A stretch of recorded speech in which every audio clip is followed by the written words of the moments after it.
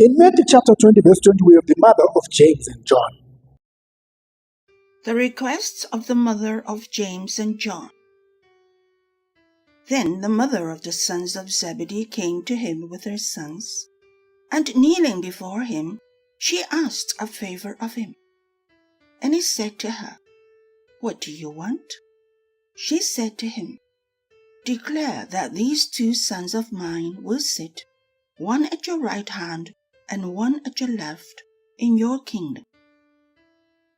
But Jesus answered, "You do not know what you are asking." The first thing that she did, she worshipped Jesus. Abazalwane batrick, ne? When they're about to ask God for a favor, they trick him with a song. You are fine. Worship him and cry first. And then when God is now enjoying the worship, Father, I need a car. Oh Lord, I need a promotion. She had a request from Jesus. She wanted to ask for a favor. But she realized, I can't just get there. You know, if you go to your neighbor and you want to ask for a favor, you don't just go there, "Hey, Maki, can I have this?" No, you first do small talk, unnecessary small talk. So how are the children? All right. I see your dog is doing well. You just do small talk. Jesus said unto her, "What do you want?" Oh, this question from God is actually more difficult than you realize. Because if Chris, who is carrying a baby, if Chris says to the baby, "What do you want?" he has put the baby in a very difficult position. Because due to the baby's immaturity, the baby might request something which is actually not good for him. Are you now following me?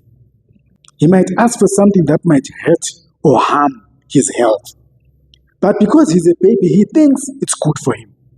Jesus said to the woman, "What do you want?" Dangerous question. Because most likely you're going to ask for something which you think is good. Now look at this. But Jesus answered and said, let's read it together. 1, 2, 3, go. You do not know what you ask. Do you know how many times God has looked at so many people in prayer and said the same thing? You do not know what you're asking.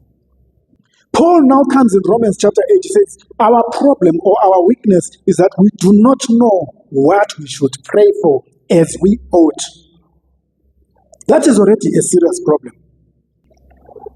Praying sincerely to a false God and praying a wrong prayer to a true God are 2 sides of the same coin. Fine, you are praying to a true God whose name is Jesus, right? But now the question is, are you praying correctly or you are praying a wrong prayer? If you are praying a wrong prayer to the right God, you are just as deceived as somebody who's praying to a false God. The only correct way to pray is to pray in the Spirit. Everybody say, pray in the Spirit. Let's use money as an example. Business opportunities. You may feel like today, I need 50,000 urgently. Why do you need 50,000 urgently? Well, it's because this other guy online approached me and told me about a business opportunity. That if you put this 50,000, behold, it will spin 20 times over in 1 week. And at that time, you thought it was a good thing, and you approached everybody in your life and you asked them, please, lend me 50,000, I need it for such and such. And then everybody disappointed you because they either didn't have it or just didn't want to give you.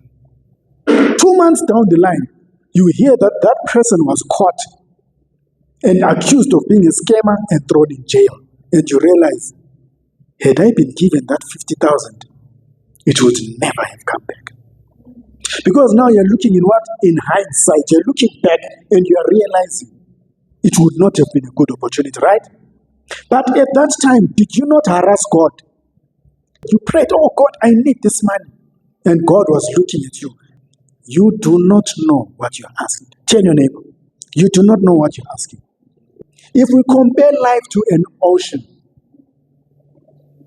your experience and knowledge of life is equivalent to a bucket of water compared to an ocean. Do you understand what we're saying? So don't make the mistake of praying on the basis of your knowledge and experience. The only perfect way is to pray in the Spirit. Did you write that down?